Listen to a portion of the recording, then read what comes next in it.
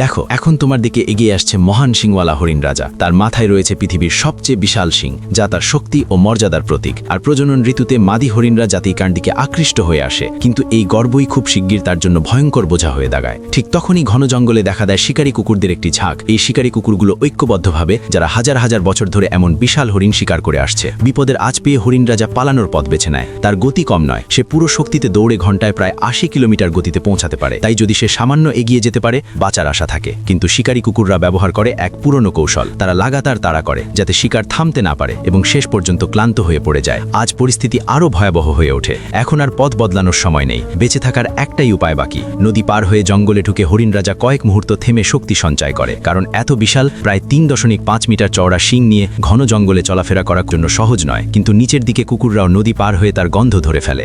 দৌড়াতে দৌড়াতে হরিণের শিং গাছের ডালে আটকে যেতে থাকে। সে ছটপট করে, কিন্তু বেরোতে পারে না। ঠিক সেই মুহূর্তে যখন কুকুরগুলো তাকে ধরে ফেলতে চলেছে, তখনই সে এক চূড়ান্ত সিদ্ধান্ত নেয়। নিজের প্রাণ বাঁচাতে সে নিজেরই রাজকীয় শিং ভেঙে ফেলে, কারণ জীবন থাকলে আগামী বছরের নতুন শিং আবার গজাবে, আর শিকারী কুকুরদের ভাগ্যে থাকবে শুধু অনুশোচনা।